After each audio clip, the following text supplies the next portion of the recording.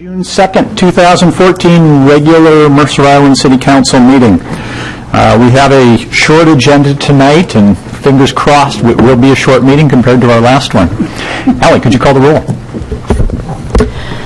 Councilmember Debbie Bertling. Here. Councilmember Jane Braum. Here. Councilmember Mike Zero. Ccouncilmember Thomas N. Here. Councilmember Benson Wong. Here. Deputy Mayor Dan Grouse. Here. And Mayor Bruce Bassett. Here. Mr. Ciro called me this afternoon and said it looks like a light agenda. My daughter's end-of-season sports banquet is tonight. Would you mind if I missed it? I gave him the all clear that I think he was not going to miss anything too significant. I'm afraid I will recommend we do. So let's see. In terms of agenda items, I understand we're going to add an agenda item this evening. So let's do that first, and then... I would like to amend the agenda to permit the 3 council members who are on the who've been working on the library issue to provide council with an update on what's going on and our recommendations on next steps. So that's the sole purpose of the agenda. That would be the sole purpose of the agenda. Okay, so let's make that the last item after the 2 items that are already on the regular agenda. If that's okay with you. Do we have to do an actual amendment, Katie? Or? You don't have to do an actual amendment, but actually, I'm sorry, you do have to. You all have to vote to include that. Okay. And you could make it before the other ones, too. I would suggest we make it, since it should be just a report, and the other 2 might be more extensive, but for the sake of the community we have here. That's fine. Raise your hand if you're here for the library. All right, let's do library first. Yeah, very good. So that's a motion. We need a second. Second. All in favor signify by saying aye. Aye. Opposed? Okay, motion carries. So we'll make that first item of regular business. Let's see, what else?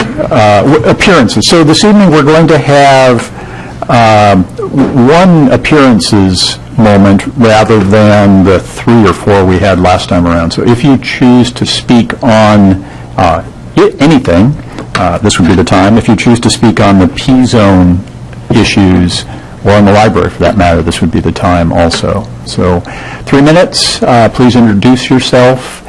Rules of engagement are on the back wall, but they boil down to be civil and reasonable. With that, we're open for public comments.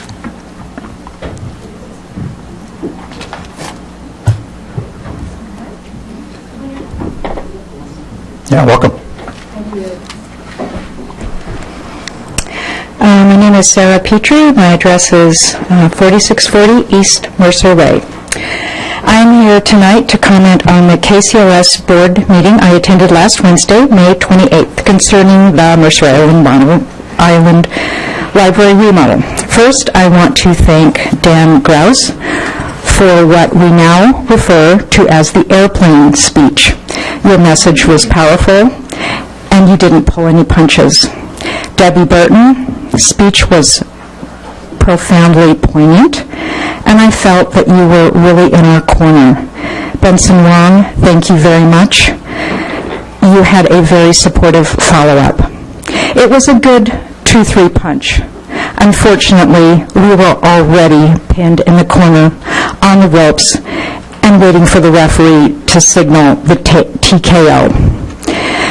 The only positive moment for all of our effort was that the KCLS board member, Rob, I forgot his last name, acknowledging the Mercer Island Council members over their concern that the children's area had not yet been finalized in the plan, and did recommend that they continue to allow the library committee some input in the process. So I do thank you for that. My overall impression after listening to that entire meeting was how incredibly dysfunctional the KCLS board is. It's alarming to listen to what I consider to be nothing short of lies from the KCLS staff. My question is, who are they accountable to? Where is the Better Business Bureau that we can call and report them to? Who at the county level can we go to next to make our voice be heard? There are volumes of information and documents in the history of this remodel. It has ended up reading more like a how not to manual on methods by KCLS. And I would think that somebody in the upper King County government would be at least a little interested, if not totally appalled, to see how the bond money is being spent. I, for one, right now, will not approve another bond issue brought before me by KCLS. Someone very wise told me last week that KCLS should not be in the building business. So where do we go from here? Because we aren't going away. For me, it's the principle of it. Right is right and wrong is wrong. This is so wrong on so many levels. And thank you. Okay. Thank you.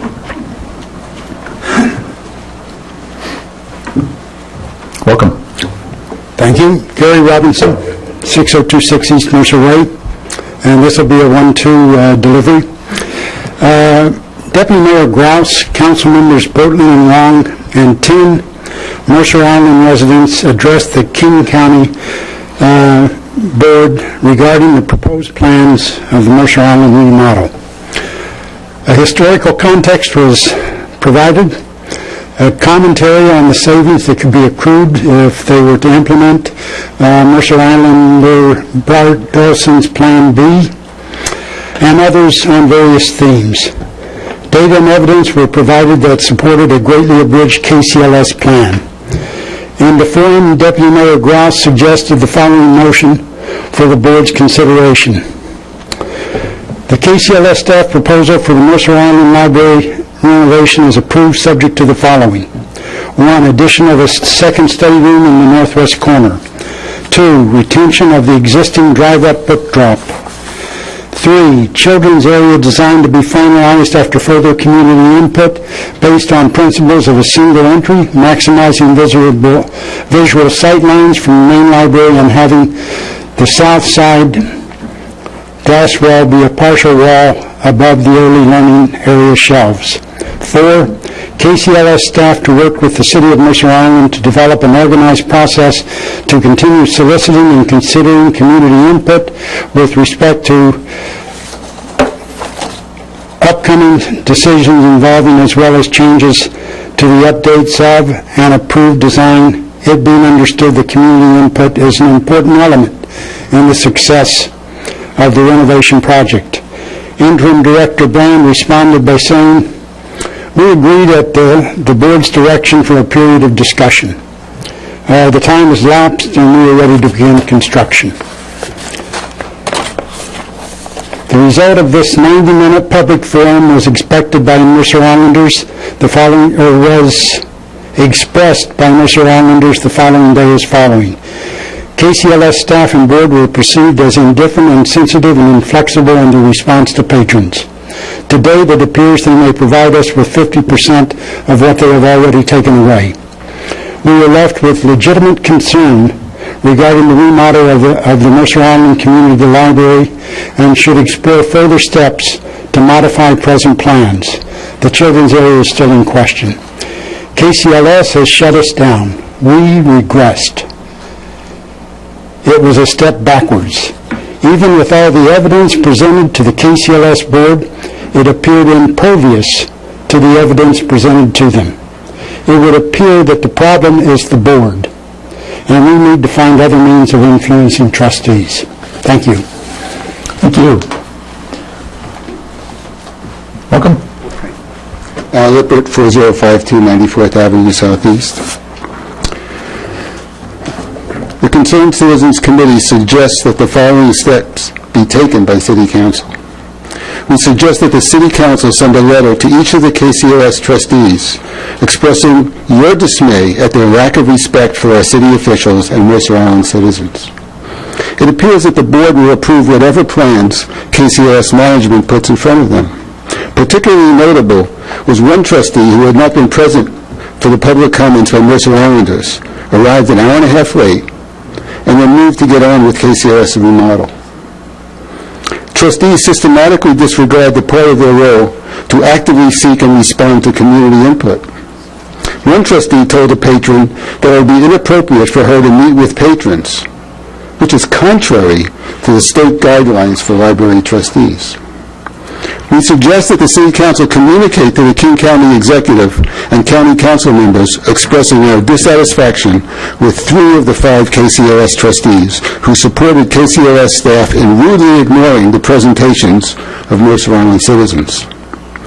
The citizens spent months researching and accumulating evidence with the expectation that KCOS management would work with them in the final design of the library, as they agreed to do at the January Board of Trustees meeting. As you know, the county executive and the county council are responsible for nominating and approving these trustees. However, while these trustees were approved in good faith, regrettably the process has not resulted in trustees who know their role. Of note is that trustees, particularly the president, defers to the KCOS interim director to tell her what the board should do. This is not an independently functioning board that is responsive to the community. I hasten to add that the Mercer Island member of the KCOS Board of Trustees, Robert Spitzer, is an exception. He is exemplary in his conduct, engages with patrons, and is a role model for others to follow. We request that the City Council ask KCOS to put all Mercer Island remodeling activity on hold. We must serve notice that we are in a period of uncertainty regarding our library on Mercer Island, and that going ahead with construction is not wise until all outstanding issues are resolved. We suggest that the City Council appoint a team of citizens to immediately explore alternatives to the KCOS system. This could include asking KCOS if they would entertain a contract to provide services as they did prior to the annexation. Other library systems that could be explored are the City of Seattle, Johns Hopkins University, and other library systems that provide such services on a commercial contract basis. In summary, we request your support, your citizens, your City Library Committee, and the Concerned Citizens Committee in their endeavors to preserve and improve our library. Thank you. Thank you. Welcome. Thank you. Tammy Zerlip, 7804 Southeast 40th. You've heard the good by Sarah Petrie and the bad and ugly by Gary Robinson and others. I would like to continue and discuss the necessity of taking action. To restate the situation, at the May 28, 2014 meeting, the KCOS Board of Trustees appeared not to consider the reasoned, evidence-based call for continued changes in the proposed KCOS design of the Mercer Island Community Library. I was embarrassed by the disrespect shown our city officials and extremely frustrated by the trustees' refusal to pass the resolution proposed by Deputy Mayor Dan Browse. While both the KCOS management and their board may have been listening, clearly they did not hear Mercer Island when we asked for true engagement in the design process. KCOS interim director Atchison said, and I paraphrase, "We agreed to a delay in order to further study the remodel plans. We have had that discussion, and it is now time to start construction." Once the construction phase begins, Mercer Island will have no further input at all. It is time for the City Council to take whatever steps it can to delay construction until such time as the City is assured Mercer Island's Library Committee will have continuing input on design decisions before, and assurances they will not be changed during construction. Mercer Island has few iconic buildings. The library is one of them. Islanders agreed in a vote to update infrastructure, not a remodel that removes features we enjoy and use for the sake of uniformity and at an unjustified additional cost. At the very heart of our community, our library is often taken for granted. Please don't let this be another example of not recognizing the value of our investment until it is lost or needs an expensive redo to reclaim it. I commend Council members Grouse, Bortland, and Wong, who have all spoken eloquently on the island's behalf. Their continued diligent leadership and your support of this critical issue are desperately needed by voters on Mercer Island to ensure that promises made to our community are kept. Our city council stood up for us on I-90. It's time to lead again. Thank you for listening and hearing this time. Thank you. Thank you. Hello? Hi.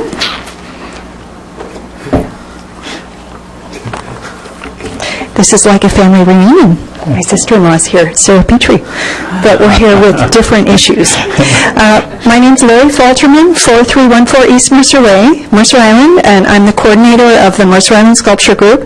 I'm here to request that the City Council provide another room in the Community Center for Art since the current room was rented to a for-profit business. It is truly important to provide a variety of services to different segments of our community on Mercer Island. The closure of the art room at the Community Center is distressing, and I need your help to solve this problem. Our group very much appreciates the responsiveness of the staff at the Mercer Island Community Center, and we have been meeting regularly, but we still need a room at the Community Center which can continue to be the home to our sculpture group and host other art classes and groups as well. The Mercer Island biennial budget that was passed on December 3rd, 2012 states that the Community Center will provide a specialized space for arts activities. Having an active and thriving arts community is an important benchmark for Mercer Island. I ask that you share my vision that the art room and the community center will be filled morning, noon, and night with children and adults learning to draw, paint, and sculpt. I am currently working with the staff to contact highly qualified regional and possibly national art instructors so that we can revitalize the arts programs at the community center. I have already received a positive response from a well-known art instructor, but we need an appropriate place for this class to take place. We are asking the City Council to help solve this problem by adapting another room, such as the Groveland Room, by making it suitable for art. Lastly, I want to call your attention to some inspiring information provided by Americans for the Arts, a national arts advocacy group. In the Arts and Economic Prosperity 4 report, we can see that arts mean business. Nationally, the arts industry generated $135.2 billion of economic activity in 2010. Investing in the arts makes sense. Please join me in supporting Arts on Mercer Island by continuing to have an art room at the community center.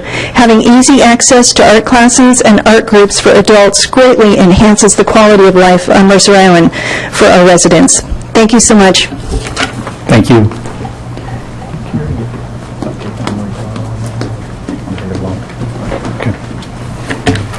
Welcome, Mark. Good evening. Members of the Council, Mark Borrega, 8125 Southeast 79th Street. I had hoped to share my substantive thoughts on the rezoning, but if I only have one chance to speak, I'm going to reflect on process. The dictionary defines a sucker punch as punching someone suddenly without warning or provocation. At your last meeting, the school district and city staff delivered on me and my neighbor Marie what felt like the equivalent of a sucker punch. Sadly, it happened right before your eyes. As you know, the Planning Commission, government staff, and many citizens spent 2 tough months working towards a P-zoning consensus. With that achieved, 2 weeks ago, Marie Bender and I expected to share congratulations and appreciation with everyone for the work done. Then literally at the 11th hour, the officials we've been negotiating stepped up to these podiums and reneged on the Lake Ridge proposal. Council members Wong and Ciro showed their commitment to fair, principled process. They voted to hold the district to its word. The rest of the council gave the district what it asked for despite the sucker punch. I'm focusing on how the council session was conducted 2 weeks ago because I think we all know that how things get done is just as important a window into our values and our character as what we decide to do.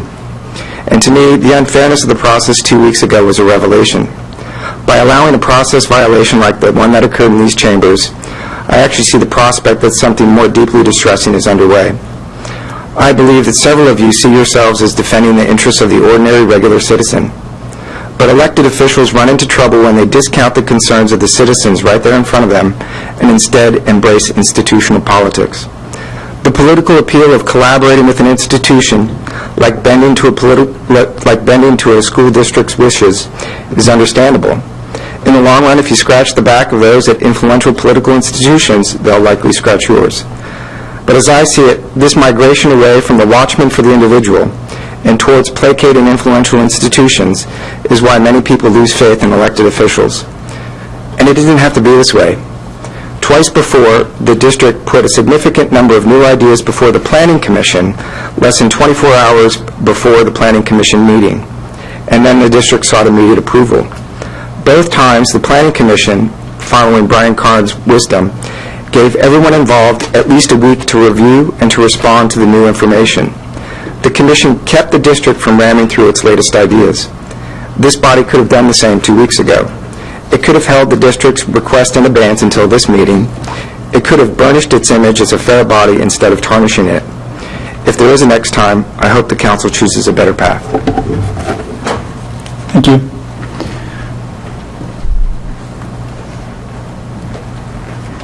Welcome. Thank you. Marie Bender, 7890 81st Place Southeast. Members of the City Council, good evening. At your last meeting, you voted to remand rezoning of Lake Ridge property to the Planning Commission. That occurred even though the proposal for a 200-foot setback was entirely the creation of the school district and city staff with no input from the Lake Ridge people. Looking at the remand optimistically, the council directed city staff to adopt either a 45 or 65-foot setback in a manner that, quote, does no harm to the homeowners to the west of Lake Ridge in terms of increased height.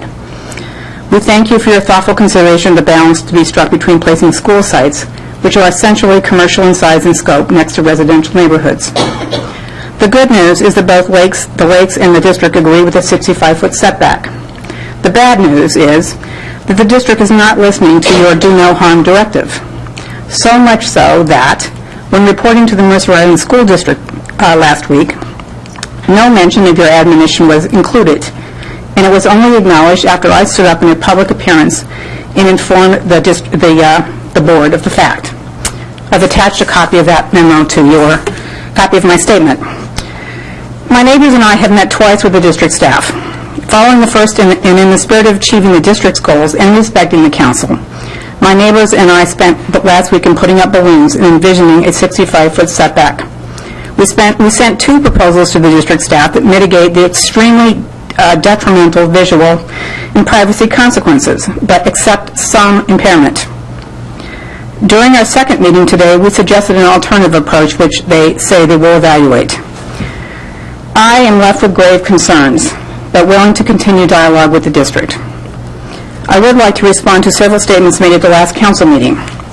First, statements about fairness and equity. On paper, the southern boundary of Lake Ridge is 45 feet setback. In reality, the forest creates a much greater setback even beyond 200 feet. Being on the southern side, they have no sunlight issues. And as to the other borders, there are no homes on the eastern side, on the northern side, and the eastern side has separation from a street, setbacks, and buffers that we do not have on the western side. Second, the argument that our setbacks make land undevelopable is false. As Dean Mack mentioned, for a school, fields, green spaces, and hardscape play areas are as much a part of development as a building. No setback precludes that type of development. Indeed, until the portables were installed, we had a playfield up to our boundary, and a portion of that remains today. It is welcome. Lastly, as to participation, residents other than the lakes, including the southern border, wrote to and attended Planning Commission meetings. We're fully aware of meetings with the lakes, and certainly had ample opportunity to request the same. In fact, residents close to West Mercer participated and did meet with the district. So, once again, thank you very much for your support of solutions that both accommodate the district and voice concerns for the impact on neighbors. Thank you. Thank you.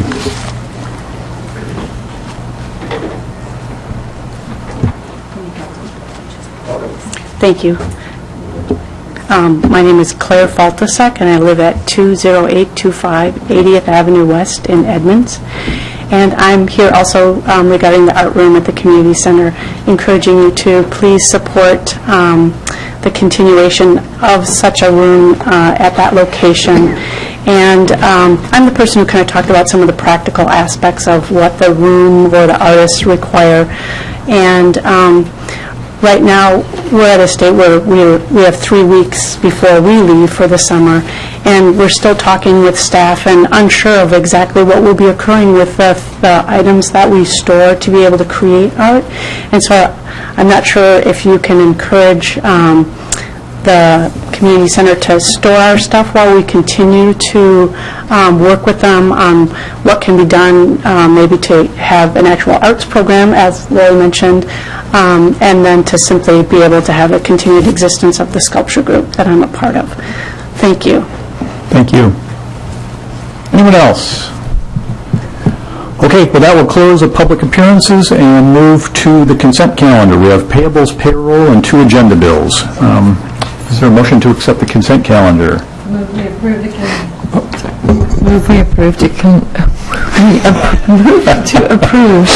The consent calendar, I'll leave it at that. Second. I'd like to take 4972 off just for 2 seconds. So, Okay. Councilmember Wong. I'd like to, oops, thank you. I have to get into it. I'd like to take off Agenda Bill 4955. Okay. We're left with payables and payroll. We'll come to those 2 agenda bills in the same order they are, but move to regular business, and we'll put those ahead of the library discussion.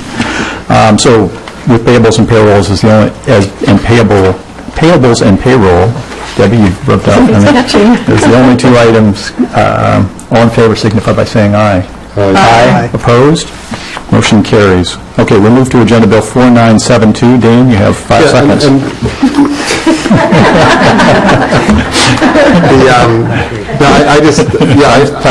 I obviously put the school district and city staff and this council through a lot of pain and agony getting to this version of the 3rd extension agreement. And I appreciate the indulgence of all concerned in ending up with what I consider to be a better agreement and one that will hopefully guide us to a very continued strong working relationship vis-a-vis the pool over the next 10 years. So I have no further changes to ask for or request, and appreciate all the work of everyone in getting to this point.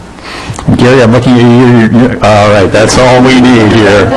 And so with that, I would move to authorize the city manager to sign the 3rd extension agreement to the Mary Wade Pool in a local agreement with the Mercer Island School District for the operation of the Mary Wade Pool from January 1, 2015 through December 31st, 2024. Second. All in favor signify by saying aye. Aye. Aye. Opposed? Motion carries. Thanks, school district, for your patience in working through that one with us. And has that hasn't come back to the school board yet? Okay, but We've got a swim scheduled after the meeting for a joint district city swim meet. All right, we'll go to Benson's pool bill, Agenda Bill 4955, interlocal agreement with Chelan County Regional Justice Center. Benson. Yeah, we had a public safety committee meeting, and this bill was discussed, and one of the things that was mentioned was that if the stay at the Chelan County jail was 10 days or longer, there'd be basically Chelan County would take care of the transportation fees.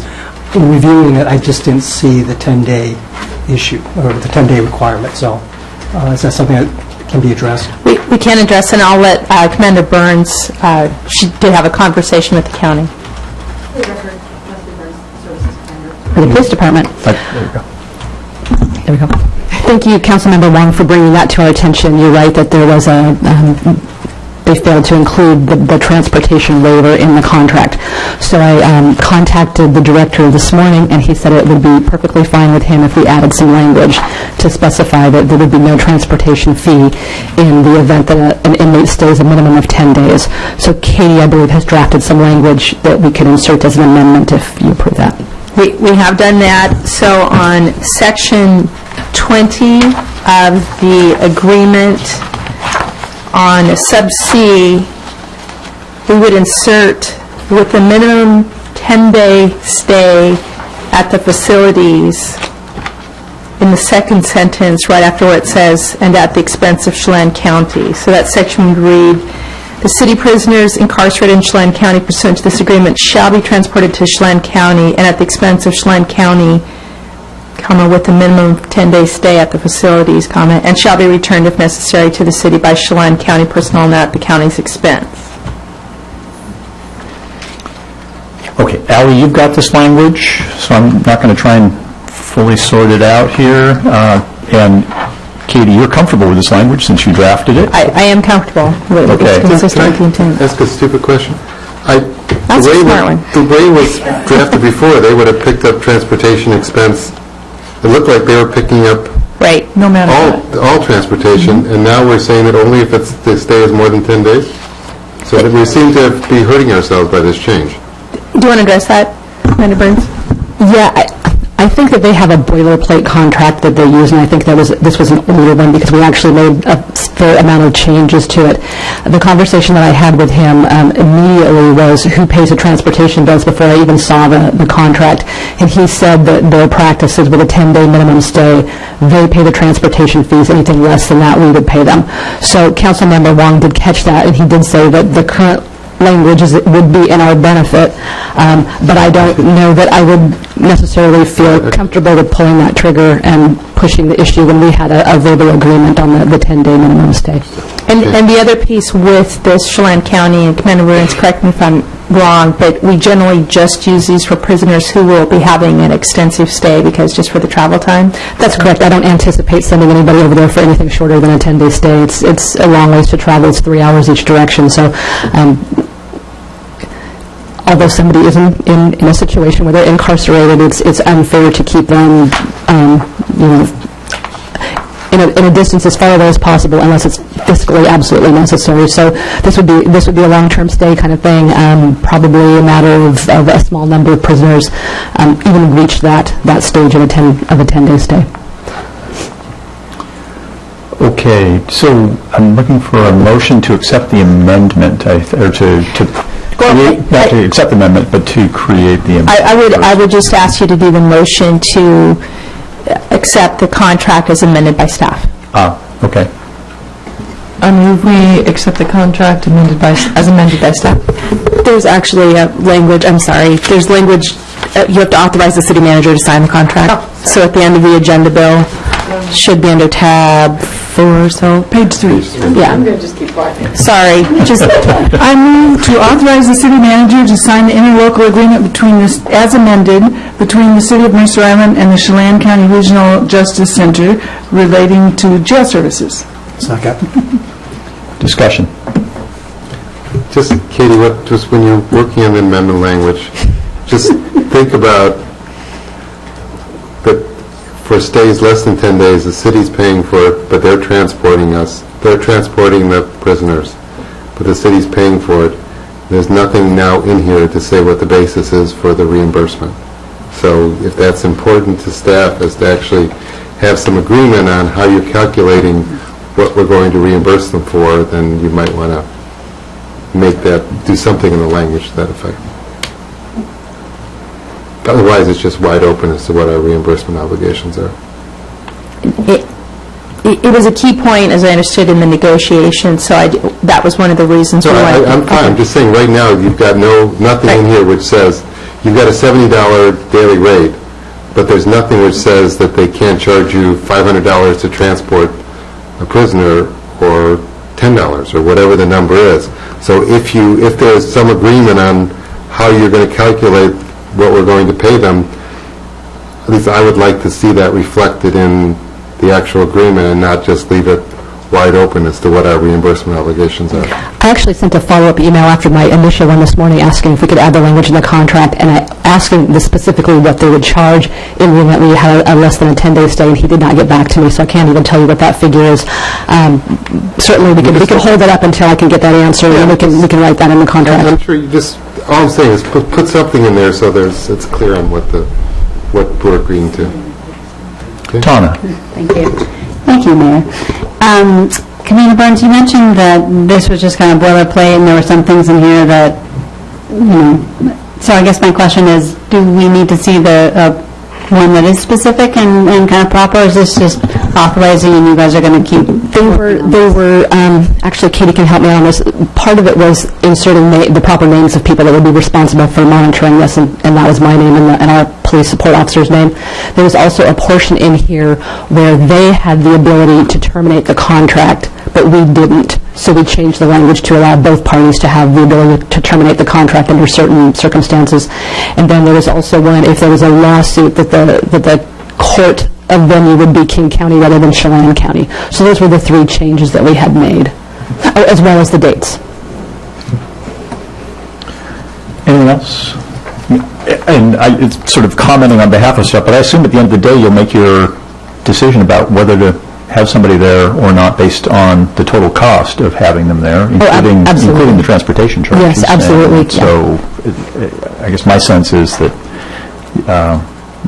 we don't have to nail down that detail in the contract as long as you know the answer and use that as part of your calculation for when they should go there. Well, I guess to Dan's point, we would want to probably nail down the transportation fee, so they don't charge $500 when they normally would charge $100, so that's wise. My only point is if they charge $500, they won't use it. Right. So sort of shoot themselves in the foot. All right, all in favor, signify by saying aye. Aye. Opposed? Motion carries. Thank you. Thank you, Commander Burns. Okay, we'll move to library update by our council subcommittee. So the council has already gotten a fair amount of information from the public on what transpired last week at the Board of Trustees meeting. Just by way of background again, and I think most of the council, if not the entire council, remembers how we got to this point. We set up a library committee. The library committee had several meetings, including 2 with KCLS, or 3 with KCLS. As a result of those meetings, some significant changes were made to the proposals that KCLS had made in January. In the spirit of give and take, the library committee at the end agreed to a lot of what KCLS was proposing, even though it did not reflect everything that a lot of our citizens might have wanted, but did feel that there were 4 critical points that still needed to be addressed in the final design. And as Gary Robinson mentioned, those were the drive-up book drop-off, the second study room, which was something specifically requested by one of our teenage members of the library committee, the further input on the children's area, because KCLS, at least when they last communicated with us before the board meeting, was rather clear that they had not finished the design of the children's area, and 4th, formalizing an ongoing public input process so that as the design evolved, as they added more specifics, as they made changes, that there would be a means for our library committee to continue to provide input. So that was the request. We did not ask for, just to give you an idea of some of the other issues that were on the table, there's the question of the types of lights, there's the questions of the size of the vestibule, there's the question of the location of the study room, a second study room, the question about glass walls. A lot of those things, the library committee had decided that, we understand there's give and take, and so we are prepared to give on those issues. But the 4 things I mentioned, there was concerns over. And so that's what we presented to the Board of Trustees, and as you've heard, Benson, Debbie, and I all spoke along with at least 10 Islanders and spent over an hour providing comments to the Board of Trustees.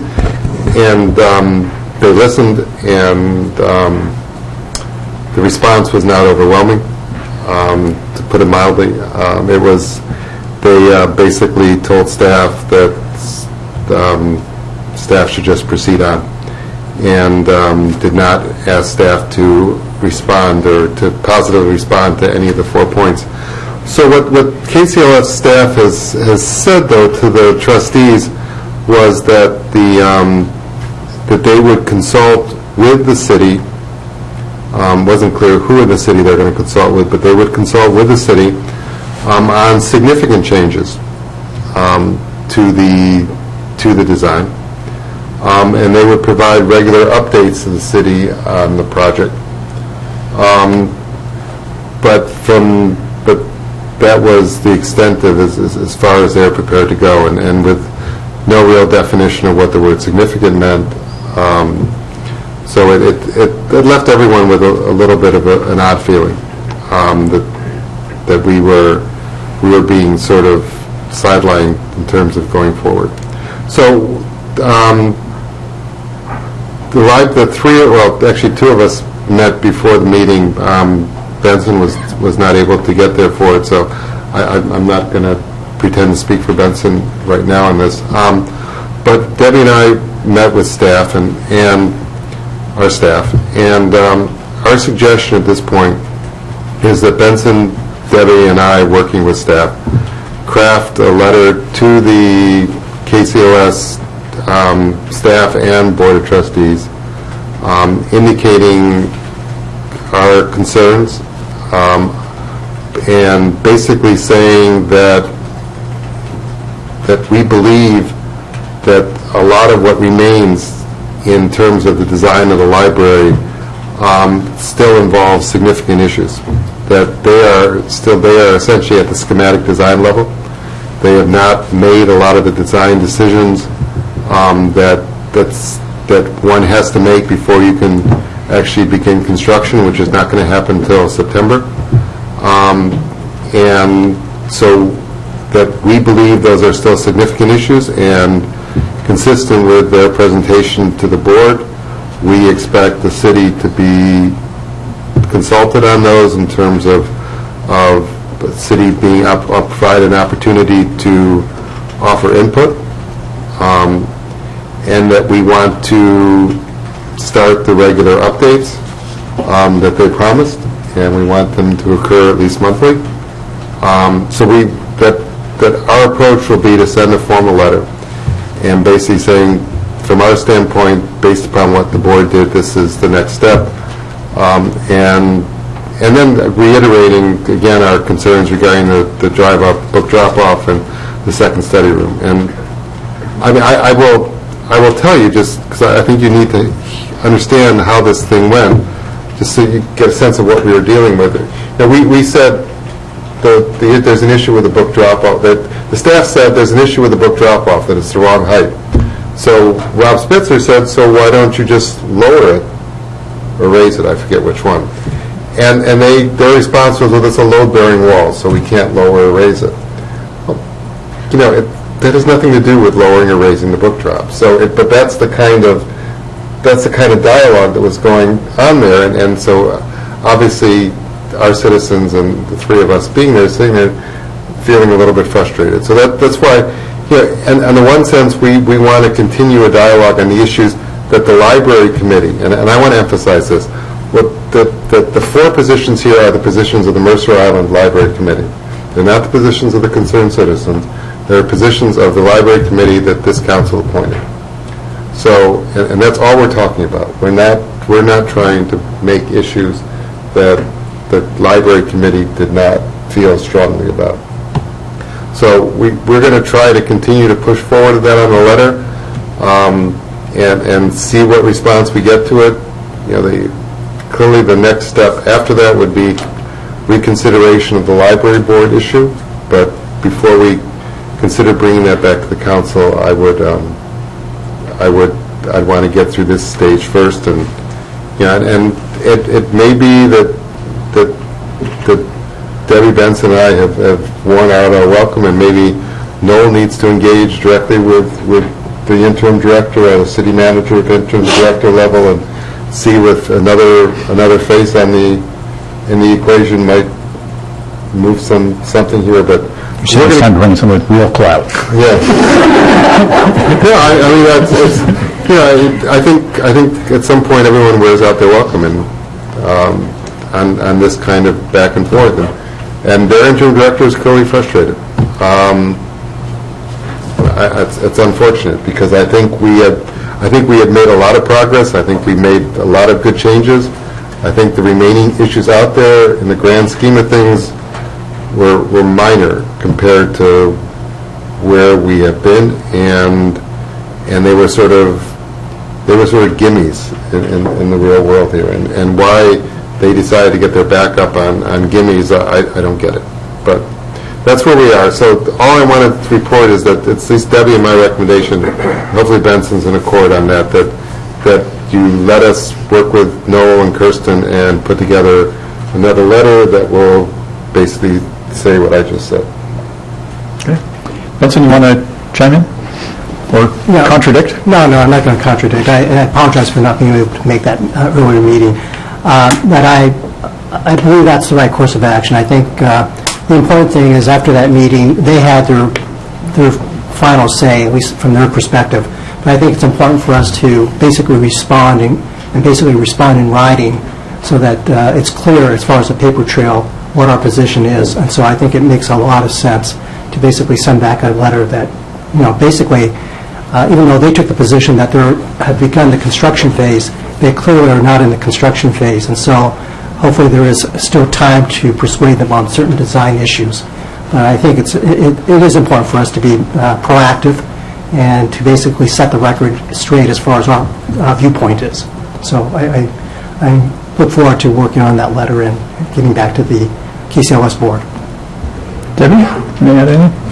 Yeah, I think just briefly, Dan summarized well. I think both, at least for me, the mood and the sentiment, and as well as the, well, I'd say general lack of progress or receptivity that we received from the KCLS board. And I do think that before we take a far more significant move, such as reconstituting the library board, which again, we can constitute it, but there's no escalation clauses or governance that's been defined there, is that we make an attempt to take basically the commitment in the words that KCL has provided regarding significance and design and use those to articulate exactly what we think the agenda is as far as open issues. So I am in support of taking one more step, being proactive and trying to scope this. Whether or not it goes far or results in any more significant change than we've had to date, I'm cautious, but I do feel it's a necessary step in terms of really creating that due process in the paper chain. Okay, thank you. Tana. In terms of the suggestion of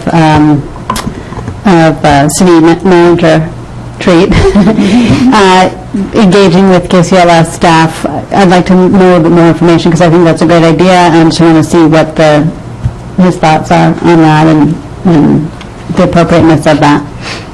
I feel like we're creating machine gun fodder here or something. But yes, I'd be happy to support that effort, and I think it would be appropriate to engage me and have me try and work with the interim director. If you feel like a change of faces involved in this might help, I'm willing to step in and try and help do that. And just to clarify, I think it would be an additional face versus a change of face. Of course. Jane, any thoughts? Well, I just want to thank the three of you who've put in so much time on this issue, and Dan's leadership especially. It's a complex issue. I've heard all sorts of things, and I've been watching this kind of from afar and seeing lots of email flying and blogs and everything. And I have one just silly, niggling little detail question about the book drop. I love the book drop too, but I do think it's not very safe when I've backed out and seen a kid walk across, but I love the convenience of a book drop. Has anyone considered a book drop that is apart from the building? A little, like a post office box type book drop that could be accessed easily when you drive into the parking lot. Driver's side could easily put in books. It would require staff time, once a day, somebody coming with a cart and taking the books into the building. But it seems to me that would be an easy solution, and it could, we talk about wanting to get more healthy and get out of our cars. We could label it, please only handicap access, so that able-bodied people can get out of the car and go take your book inside. I am as guilty as anybody else for wanting to stay in my car. But it seems to me that we are spending a lot of time and effort about a book drop that isn't very functional. It's convenient, but not well designed. when you have to back out. So that was just my one point. But I do want to thank all of you. I think ongoing public input is going to be very important. I would like to see the Library Committee continue this with Noel as well, but continue through the talking with KCLS and all the way through until this remodel, whenever it is done. And only then would I like to see discussion about a permanent library board and what its function would be. So anyway, but thank you very much for all the time and effort you've spent. And I would say, well, first of all, thank you as well. You've certainly put in a lot of time and effort. Thank you to the citizens who have engaged on this. I think more getting involved, I would be a little cautious approaching that. I'm hesitant to give somebody who's already got a lot on his plate another job for which you're already in the thick of battle, and it's not clear to me that he really is able to successfully engage there. But if you think he can, then at least just be cautious about how much. You think I'm going to screw it up? Don't you? No, I don't. I think you may be running into a brick wall with this one, and I don't see that as a fruitful use of your time. But with that, I support moving forward with the letter as proposed, and so I'd say carry on. Anything else for the good of the order? Okay, so we will call that item of business complete. We'll move to Agenda Bill 4973, Zoning Code Text Amendments related to public schools, second reading and hopefully adoption. Scott. Scott, do you have revised text for us? Are you going to? I do have some revised text based on your comments earlier today. It's not a handout. It's just not a handout. It'll be on the screen. Okay. So, good evening, Mayor Bassett and council members. Scott Greenberg, your Development Services Director. Before you tonight is Agenda Bill 4973, which is second reading on proposed ordinance 14C06, which would amend Title 19 of the Mercer Island City Code related to requirements and zoning for public school uses. What I'd like to do is briefly run through some of the changes that you requested after first reading. Get the mouse over here. So the one change I do want to point out, and I've shown it in track changes mode at the bottom of the first page of the ordinance. As you recall, at the last meeting, you instructed us to remove Lakewood Elementary from this proposal, and we did not remove the reference to Lakewood Elementary in the whereas clause. So I'm proposing that we do that tonight, that you adopt that change. In terms of some of the other changes, sorry, I'm scrolling kind of fast here. I just want to get to the ones. So on the page with impervious surface, this version, I eliminated the page numbers. So this is on page 15.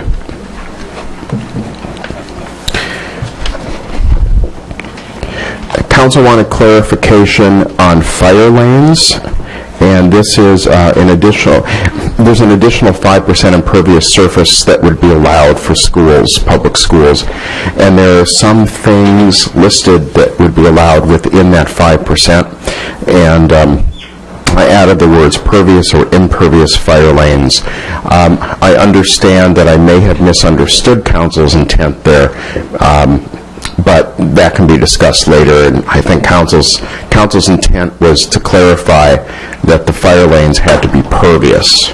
So I'll just throw that out there. But that's the language that you have in your proposal. Further down on the same page, the council asked for some criteria for the code official to allow a reduction in minimum parking requirements, and I had added language that essentially required a parking analysis prepared by a qualified professional that would enable me to make that decision. So that language is proposed here also. There's another change on back up here for Islander Middle School. and I couldn't highlight this because it was language that I eliminated. There was concern, if you remember, Islander Middle School has a small storm drainage facility in its northwest corner. In fact, the city used to own that. And technically, there's an internal property line between that storm drainage facility and the rest of the Islander Middle School property. In the version you saw last week, the setback from public park or internal property line, we tried to use common language in all the schools, was a 15-foot setback. That created a bit of an issue. That wasn't the intent of the setback, as was discussed with the neighbors at the lakes. The intent was that it would be a 65-foot setback, and by adding this additional 15-foot setback, it pushed the building potentially further back, and that's not what the intent was. So I eliminated the words "and internal property line" is how we resolve that issue. And then finally, on page 2 of your agenda, Bill, and there's no language to show you on this, Council had asked some questions about which structures would become non-conforming if this ordinance passed, and then to clarify what would happen. So the only non-conformances would be at West Mercer Elementary and Mercer Island High School, and these are both schools at which there isn't any construction proposed that would be affected by this proposed ordinance. So the two western portables and southern wall of West Mercer Elementary are within the proposed 45-foot setback. The portables are currently set back 35 feet, and the school is currently 40 feet from the southern property line. So just 5 feet into the required setback. At Mercer Island High School, the art and music room, which is part of the north wing of the high school, is within the proposed 45-foot setback, and it's currently set back 35 feet. So that's the only nonconformances that would be created. Essentially, the school would be able to continue to be used. The city's not going to come in and say that those facilities have to be torn down. They become legally non-conforming structures, and they can be repaired, maintained, or reconstructed after a catastrophic loss, provided that the work does not increase the degree of non-conformity nor create any new non-conforming status.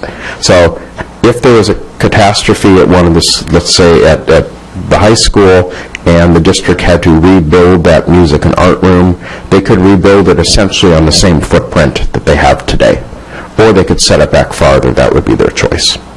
And they can also do repairs and maintenance on it. So legal nonconformance is fairly common as cities grow older and rules change, and this is a fairly typical rule. Most cities have this kind of a rule. So it's nothing unique to Mercer Island. So with that, that's my presentation. Happy to talk about any alternative language you might want to propose and help you walk through the motion process, but we are requesting adoption of this evening. Thank you. Okay, so let's start with questions and then move to a motion. We're probably thin on point. Go ahead, Dan. Just can you also, I know there was some email traffic back and forth on the issue of preserving trees. If you could just update the council on what, or maybe Katie, there was the issue about that the regular development code requirements on preserving trees would apply to the P-zone? Yes. One of the questions I think came up last council meeting was whether or not our existing tree ordinance applies to properties within a P-zone.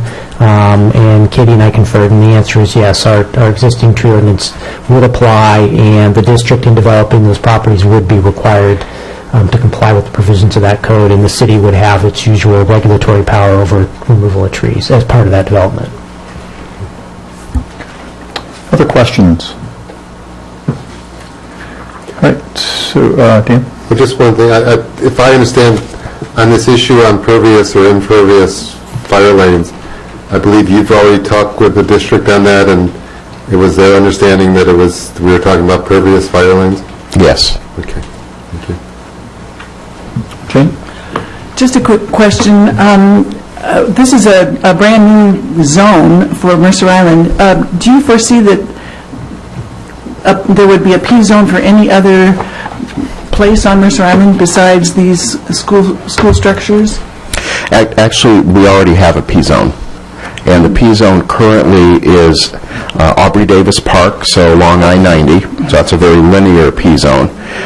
It is also Mercerdale Park is Zone P, and the 2 fire stations. In fact, the council rezoned the South Fire Station a little more than a year ago to P to accommodate that construction. And what's the South End Shopping Center? That's its own That's zone. PBZ, Planned Business Zone. Your second question on whether I foresee this may be happening on other properties, that's up to the council. That's something that, could be discussed in the future But as in the part of definition of a P zone itself, could any public building be put into a P zone? Theoretically, any publicly owned property. So, City Hall, the community center, other city parks could be Zone P, for example.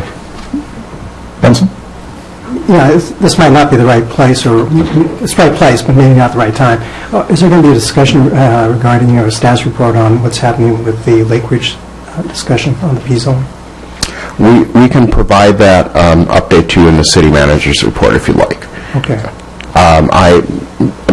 I have not been involved with the discussions that the district has had with some of the neighbors. If that's what you're asking, if the mayor wanted to have Well, I think from our perspective, we've sent it back to the design committee, or the planning commission, sorry. So the question would be, when is it going to come before the planning commission again? Yeah, it hasn't come back to the planning commission yet, so they haven't heard it anew following your remand. And I don't know if is that scheduled yet? It has not been scheduled yet. I'm waiting to hear from the district that there's something to bring forward, a different proposal to bring forward.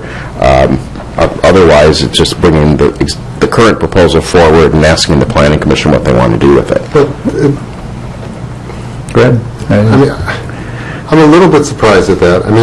Because we remanded it back to the planning commission, and we did not remand it back for the district to continue talking with the neighbors. Obviously, we can't control what the district does.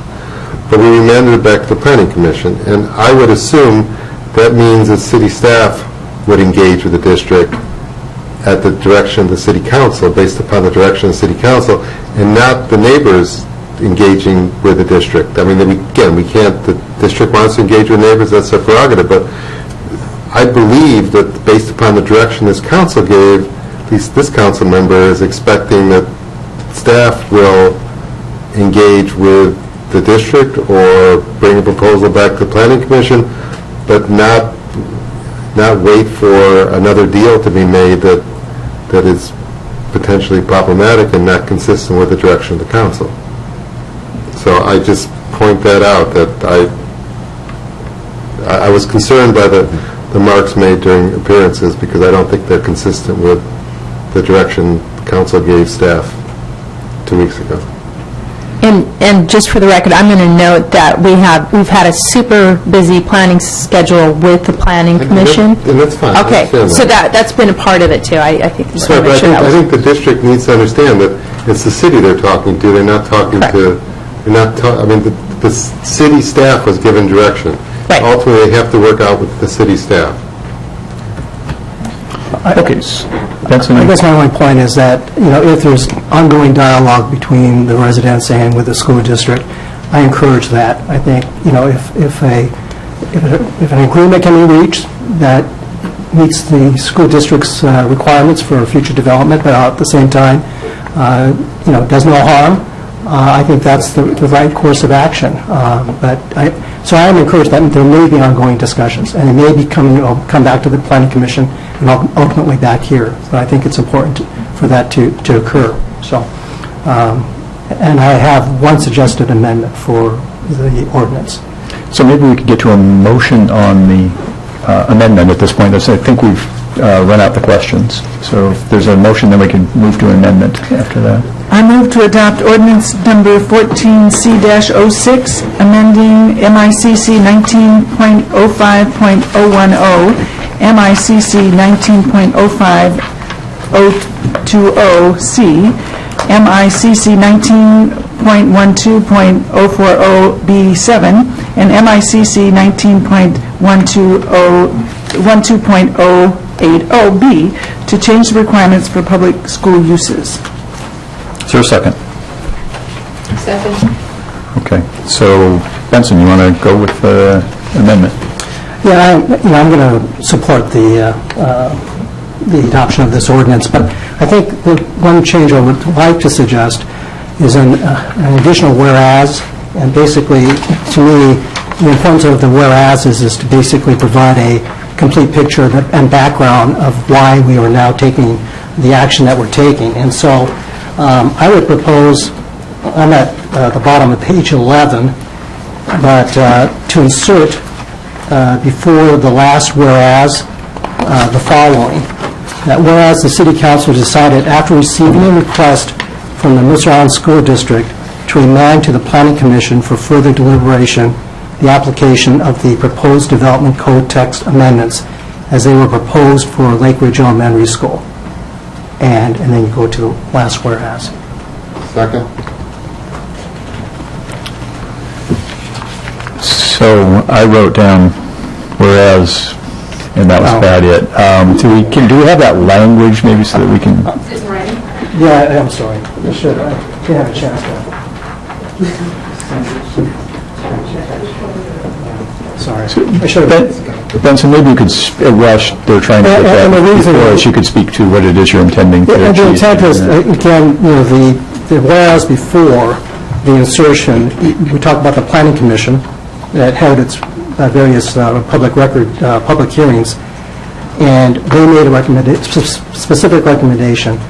And then the last whereas is the action that we're taking, which is basically pertains to all the schools with the exception of Lake Ridge. And so I think there's something missing, and that is basically the requested remand by the school district. That's why Lake Ridge is not part of the ordinance.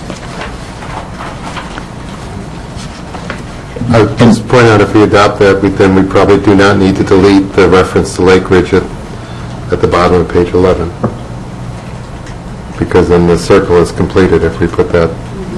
Right. Is that okay with you, Scott? That's fine, and that's where you want it, up there on the screen, before this last whereas? Yeah. Okay, I just want to make No, sure. actually before that. Actually after that one. You should go after that whereas clause. Take it off. Because you got Lake Ridge there, and then you say what happened to Lake Ridge. He wants to leave it in there. Benson wanted it there. I want it before, and actually I think you're okay taking Lake Ridge Elementary out of the bottom whereas. I think you have to. I think you have to take out the Lake Ridge piece. Yeah. If we add in what Commissioner Wong said, I think you have to it's include just that. chronological.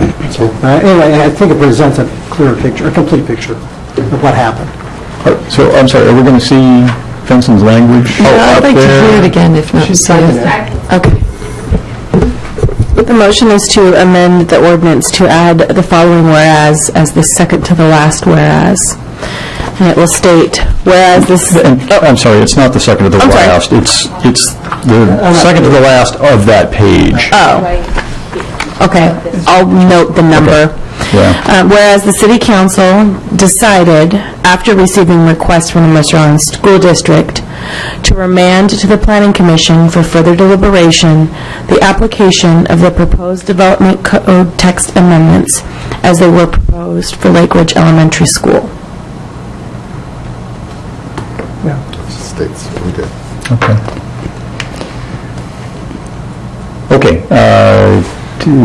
Discussion of the amendment. Debbie? I mean, in principle, I have no problem with it, but I guess my question is at what level of granularity we're going to be commenting on the full process that we've gone through to arrive at this point. And so, like I said, I'm fine putting it in there, but then I'm also wondering if, with that level of granularity, if there aren't other whereases that more or less document more fully the whole detailed timeline. So, I suppose in some sense it's a rhetorical question unless somebody's got something. I'll just jump in, because one of the things, I do like to have the whereases reflect council's intent, and I think when you're going back and looking at legislative history, you're also going to go back and look at the agenda bills, which will have some explanation as to why different things happen. And I think what Councilmember Wong has suggested is that because that would appear to be an obvious omission, at least it identifies there was something that was done with that, and obviously it'll come back. So, Katie, you support this as being I think it's a very helpful. appropriate amendment. It's consistent with, Correct. in that case, I'm comfortable. Anything else? Donna? I mean, I guess, again, all these whereases, we went through discussion around the fire alarm system and taking out best practices because that wasn't really something that was going to be useful long-term, and, having all these, I dare say random, but all these dates and activities and the whereases, we don't normally put that into legislation, and it seems that for an ordinance, it seems odd that we have to go through this kind of level of detail to have an ordinance that's going to be on the books forever, or until it's changed next time, but it's just... Can I just note for that, when we start talking about, when we start building these ordinances, the whereases to me are the why are we doing this, and then the changes afterwards, that's what appears in the actual big code book, so that you're not going to go see it, but you'll see the little reference to the ordinance, and anybody who's going to go back and do legislative history will go back and read, they'll say, well, why did they do this? And the whereases should provide a roadmap as to why that happened. And I think sometimes it is helpful to have that sort of detail. Just depends on the complexity of the issue, and I think this one is fairly complex. So just to follow up, so in the ordinance book, it's basically this would start at section 1. Sorry, Katie. Yeah, I'll answer yes. Oh, okay. That's Thank you. correct. Okay. All in favor of the amendment signify by saying aye. Aye. Aye. Opposed? Okay, that motion carries. Dan? 3 amendments. First one is just Scott's amendment to delete the reference to Lake Ridge Elementary. And just so I'm clear, 3 elements to an amendment? No, 3 separate amendments. I'll do them separately. Okay. First one is just, I move to amend the last whereas clause on page 11 to delete the reference to Lake Ridge Elementary, and then the parenthetical which follows that. Second. All in favor signify by saying aye. Aye. Opposed? Okay. Yes. Second amendment's on the top of page 15 to clause, the paragraph 2, which is on, I guess it's section, it's F. The F2. F2, 19.05 F2, to delete the word "or impervious" from the last phrase. So it would say "or pervious fire lanes." Second. All in favor signify by saying aye. Aye. Opposed? Okay. The third one, and I apologize to the council, I thought that language would be available. I have language here. Okay. So that, I put it 2 different ways. This is the language that would be added, and then this is, below it is what that would actually look like in the whole paragraph. Okay, so let me, the motion is to add the highlighted language to section 19.05.020 C2, and I guess if someone seconds it, I'll explain why it should go in. Second. The discussion before the council 2 weeks ago was to make sure we had a criteria for the code official to make this decision, and I'm fine with the notion of having a parking analysis done, but it still doesn't say what you're analyzing. So I just wanted to, Scott and I had an exchange on this morning. What this just says is that if the parking spaces that would need to be provided as specified above are in excess of the actual parking requirements of the school staff, students, and visitors, so that is the criteria. So we're including in the ordinance the actual criteria that the code official and this the parking analysis would look at. That's all it does. It just says what they're why they would go through this and what the basis would be for granting effectively a variance or whatever you want to call it here. So that's the whole reason for it. With the word, the actual parking requirements, do you mean the, like, actual parking needs of the? Yeah, parking needs. And so I might maybe just change that requirement, since we're talking about what the parking requirements are, and then with the requirement word in there. That's a good catch. Can I suggest demand, parking demand? That's how we typically talk about it. Okay. Better. I think demand is different than need. That's a good friendly amendment. The parking demands of the school's staff, students, and visitors. In parking studies and traffic studies, the engineers are always talking about parking demand. So it's a term we understand and we work with all the time. Okay. All right, from a Robert's Rules of Order, how do we deal with an amendment that now has some changed language in it? It's just a friendly amendment. One word change. So, okay, so any discussion on this? All in favor signify by saying aye. Aye. Opposed? All right, Dan, 3 for 3. We're back to the original motion with the various amendments. Is there any discussion on that? All right, all in favor signify by saying aye. Aye. Opposed?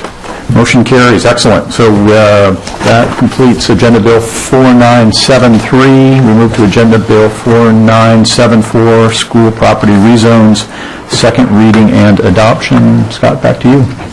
Thank you. This will be very brief. The council did not request any changes except removal of Lake Ridge Elementary from this ordinance after first reading, and let me just check to see if Lake Ridge Elementary is mentioned. It is not mentioned in the whereases on this one, so I am not recommending any changes and urge your adoption. And what you've done is to remove Lake Ridge from the language here? Yes. Okay. Benson, are you going to strike us with another? No, thank you. This is just be consistent with the... I'm sorry. We should probably get the main motion out first. My apologies for doing that. So if somebody could with the main motion. I move to adopt ordinance number 14C-07, amending the zoning map, MICC Title 19, designation of certain properties as specifically described from R 9.6 and R 15, single-family residential, to P, public institution, and from R 9.6 to R-15, single-family residential. Is there a second? Second. Okay. Benson. Yeah, again, just to be consistent with what we just did, I would propose adding before the very last whereas the following. Whereas the City Council decided after receiving a request from the Mercer Island School District to remand to the Planning Commission for further deliberation the application of the proposed rezone as it was proposed for Lake Ridge Elementary School. And that's the end. Second. Discussion about the amendment. All right, all in favor signify by saying aye. Aye. Opposed? Motion carries. Back to the main amendment. Is there any discussion on this? Dan? So, I was puzzling on this one today, just for the benefit of the council. This includes the entire mega block, which has on it, in addition to the school's peak and the admin building, and I'm not concerned about the admin building, the school district, that's school districts will deal with that. But it has the peak on it, and for those who remember the peak process, peak got to be where it is under a conditional use permit from a residential zone. So the question I posed to staff this morning was, what happens to that conditional use permit? Because now it's a conditional use permit for a zone which it's no longer zoned as. And staff's response was that that should not change the conditional use permit requirements. And I consider that important because that conditional use permit went through quite a lengthy process involving a fair amount of give and take with the neighbors and the school district and the city, as to what was in that conditional use permit. And I think it's important to remain in good faith with the neighbors that this council be very specific that the conditional use permit isn't going away. And I'm sure that's not the district's intention that it go away, and I know that the neighbors would want to have a voice if there's anything happening to it. So given that, I would ask to make a motion that we add a whereas clause, and it can be the last whereas clause, as far as it's saying, whereas rezoning of a property subject to an existing conditional use permit does not relieve the property owner of its obligations under the conditional use permit.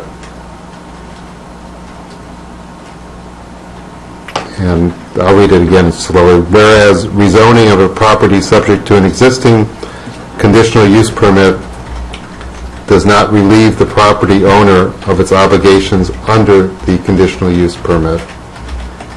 And I haven't run this wording by Katie or by Scott, and I apologize for that. But So is there a second?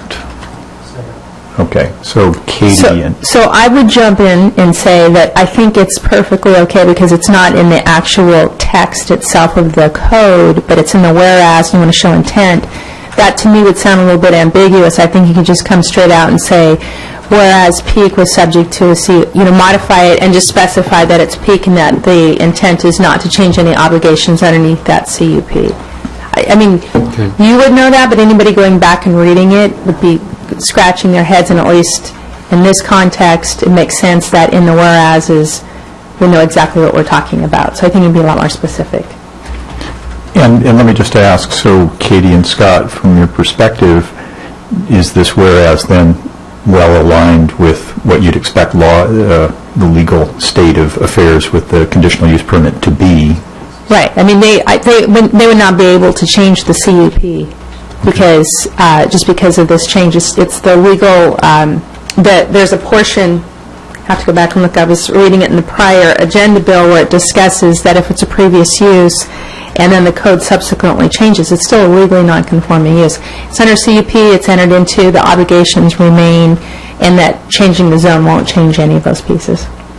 Okay. So if we said, whereas the peak facility was developed under a conditional use permit and rezoning of a property subject to an existing conditional use permit does not relieve the property owner of its obligations under the conditional use permit, something like that? Or you could even say, or does not relieve it, or does not relieve peak of that. And you might want to say rights and obligations, because it's not just about what the owner can and can't do. Right. So let me try to read it again. Whereas the peak facility was developed under a conditional use permit and rezoning of a property subject to an existing conditional use permit does not relieve peak of its rights and obligations under the conditional use permit. Fine, that's good. Did you get that all, Ellie? Can you read it one more time? Whereas the peak facility was developed under a conditional use permit and rezoning of a property, or of the property subject, and rezoning of the property, okay, I guess rezoning of a property subject to an existing conditional use permit does not relieve peak of its rights and obligations under the conditional use permit. It's a little bit awkward. Zoning of the school property.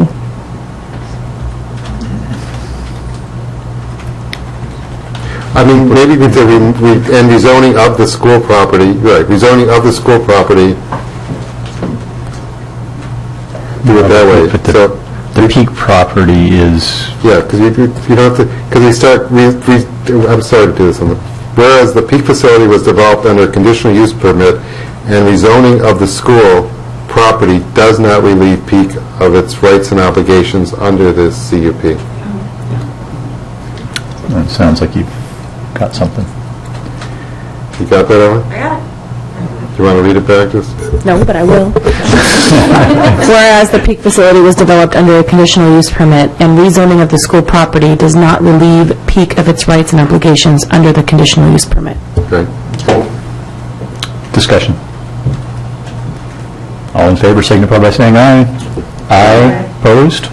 Okay, the amendment is through, and we're back to the original motion, which has now the Benson's amendment and Dan's amendment. Is there any other discussion on the original motion? All right, all in favor signify by saying aye. Aye. Opposed? Motion carries. Excellent. We move to other business. Thank you, folks, who've been here. Can I just make one comment? Sure. I just wanted to point out that tonight was kind of an interesting juxtaposition between people in the community involved with the library asking for more input and some people involved with the Lakes community and the P-Zone wanting less process. And it's just a very interesting juxtaposition that public input, public process, making policy is not, it is an art and not a science, and I think that we're all up here trying to do the best that we can. And so just want to say that we appreciate people's involvement in the community and also people's calling us on how we can make it better. So just want to again point out that on one hand we want additional process, on the other hand we want less, and we have to strike a fine balance, and we're all up here in the community and all these public service situations trying to do the best we can. So I just want to thank everybody for their involvement and their feedback, because that helps tighten the process. So thanks. Okay. Go forth and build some schools is part of the outcome of this. Okay, we move to other business. Council member absences. We have one, which I hope you will say okay to. Council member Ciro was... We leave our mayor hanging out there. I move that we excuse Councilmember Cyril. Second. All in favor, signify by saying aye. Aye. Opposed? All right. Planning schedule. No. Just not much to say other than it's nice to be almost done with this meeting at this time, unlike last time. Next meeting might be a little bit longer than tonight. I think you've got CIP and TIP both on the agenda, and that's going to come a couple days after your planning session. So rest up. Planning session agenda is basically set now. It's going to be, the primary items are budget. We're going to talk about town center visioning. We're going to do a transportation update. We're going to have an update from Micah. Those are, I think, the key. Do I miss any of the key items? I think that's going to be it. So, thanks. May I make a point about planning schedule? At our retreat, we voted on Citizen of the Year. We need to award Citizen of the Year. Yeah, we traditionally vote on it and then get really late. Debbie and I are working on it. There's a plan. All right, good. Anything else on planning? Board appointments. I normally say we have none. Tonight we have many. So this is, let's see, what do? You don't do anything. I like that.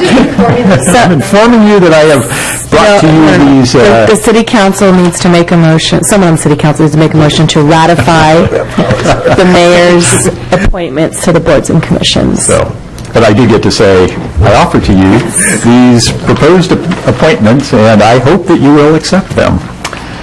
I'm willing to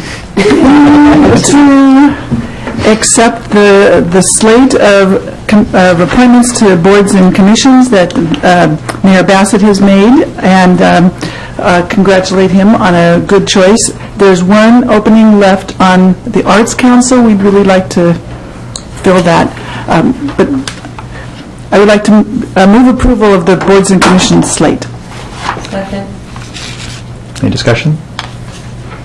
All right, all in favor signify by saying aye. Aye. Opposed? Motion carries. Council member reports. Sorry, again, I'll try and jump in. It was a second too late.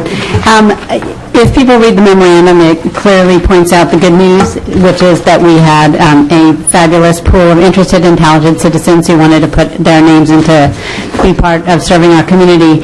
And as part of that, I just want to thank all of them for applying, and just also to note that there are sometimes situations where we want to make sure most people get involved as possible, and so sometimes that does require, I won't say turnover, but bringing people on, and new people on, and older people off who have served valiantly for the community. So I wanted to thank them and welcome new people involved, and just thank our community for putting their names forward.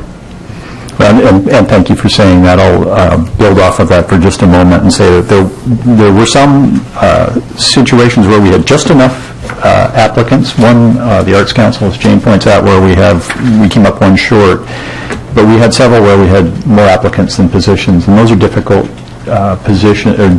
difficult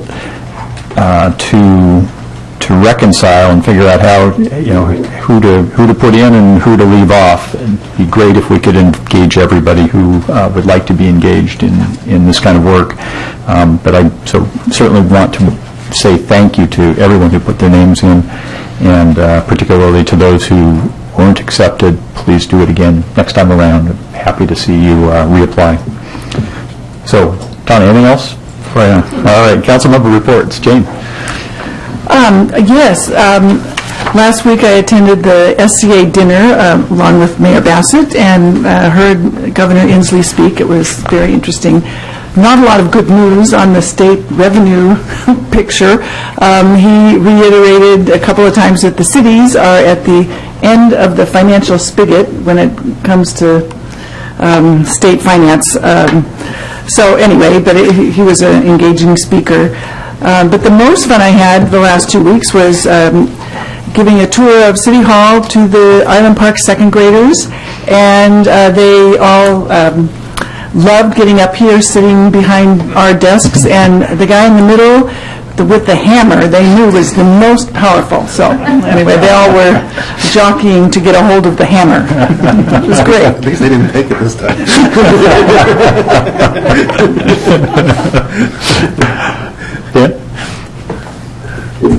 You've already heard about the library presentation. The only thing is, I guess two things. We had the SCA PIC meeting since the last council? No. I'll talk. Yeah, you did. Yeah. You've had it since. Yeah. But we've had, I also attended the Puget Sound Regional Council annual meeting and dinner where we also heard Governor Inslee speak. Not sure he gave the same speech, but he definitely wasn't any more optimistic than it appears he was the SCA. The one thing that I thought was very interesting at the PSRC meeting is they gave awards to various communities for various development projects. And it really inspired me to think that we have some opportunities here on Mercer Island to not only get an award for a project, but also to take advantage of various funding opportunities funding sources that are out there to do interesting projects in our town center, specifically those that are geared around the upcoming light rail station. So I was very encouraged by that, and hopefully during our planning session on the 14th we can talk some more about that. Debbie? I too think I'll hold off on any more comments about the library. Enough said. I have attended the GMPC, and as I think several of you know, we've been pretty actively involved. There was discussion regarding the greenhouse gas emissions standards, and I think that was quite a big step forward. And we did talk about some school zoning, which is relevant primarily for schools that are more in the rural, the boundary areas. So those were probably the two main things there. It was a very interesting process to go through. The other thing that I would say is we had a public safety meeting. I think we've touched on one of the main topics that we addressed, which is the jail contract, less elegantly stated. The other one was we talked about two different items. One is the need for, or potential need for a carport, even with potential solar panels on it for the public safety vehicles, as both a functional structure as well as a community learning opportunity as well. And then the second piece there was to go back and start to look at some of the initial data and information that we have regarding the shift or the move to the 12-hour shift. So I'll pick the solar panel one, unless Benson, I'll leave. Do you want to talk about one or the other? No, go ahead. I think I'll take one you don't. Well, okay. So I'll take the easier one, which is the carport one. But basically, I think it was a good discussion. I understand there's been a proposal in years past to build a carport or a shelter for the vehicles. This is both for the sake of the vehicles themselves, the electronics that are in there, preservation of DNA, et cetera. So I think there's some very interesting business justifications there. It becomes even more interesting when you also combine it with the potential to put solar panels on the roof, which then turns it into, again, not only a functional need, but potentially a community learning opportunity. It also, of course, helps with some of the funding of such a structure as well. So I look forward to learning more and hearing more through the SIP process. So the only last one I think I have, two more. I think I want to commend staff. We got grant funding for the Calkins Point, which I think is tremendous. As many of you may know, there's been a lot of erosion for many, many years. We've got the first grant, I think, requires matching funds to go out and to start stopping, actually, some of the erosion at that beautiful, beautiful north point of Luther Burbank. It's a big step forward. And then I'm looking forward to seeing a bunch of second graders here in council over this week from West Mercer, and we did a little civics lesson at West Mercer Friday afternoon in advance, so they're all ready to wield that gavel. It promises to be a lively session. Last week, we had a fabulous meeting with a number of community residents and businesses and about the town center. And Dan Benson and I and several staff members have met numerous times since then, and we look forward to presenting some of our findings and discussions and ideas from that, and basically kind of looking at the town center vision 20 years in. Where are we now and where do we want to be? And it was a fabulous discussion, and people were very engaged, and the good news is people seem to be quite happy with the direction it was going and wanting more tweaks than complete changes. But we have a lot to present, and we're looking forward to doing that. So, very good. Benson? I guess a couple of things. One of them, just to dovetail what Tana just mentioned, after the article in the Mercer Island Reporter about the town center visioning, I've gotten a number of emails, and this community is very much engaged, very much excited about just talking about town center visioning. And so, again, I look forward to our planning session on June 14th. As Debbie mentioned, one of the issues we talked about briefly at the Public Safety Committee meeting was Chief Holmes gave an update of the 12-hour shift. It's still too early they've only been monitoring this for about 6 weeks, so it's a little bit too early. So we're going to probably take another look at it maybe 6 months from now, but the early trending is good. I mean, basically, we went into it hoping that there would be a reduction in overtime and more street on the feet or boots on the ground or whatever, and that seems to be holding true. So that's an encouraging sign. So otherwise, as you've heard, I think a number of us have been very busy with dealing with the library issue and just town center visioning. But it's an amazing community that we have. We have so many people who are passionate and engaged, and it's very rewarding to be part of that. So. Great. Well, I too got to visit with second graders last week. That's terrific. They bring such a fun energy to the room. Yes. And Debbie stole my thunder on the other one, since I said on RIA 8 I was part of the vote in favor of funding Calkins Point restoration, and so I was happy to have that happen. Yeah, it turned out that they actually had less grant applications this go around than they had money available, and so they funded everything that was requested. So we can't name ourselves as special because we got the funding. We can. With that, I am done. No, anything on? We need, I think, council, other absences. I will be out July 21st. Okay. Anyone else? Upcoming absences? Okay. Very good. Well, with that, we are adjourned. Thank you.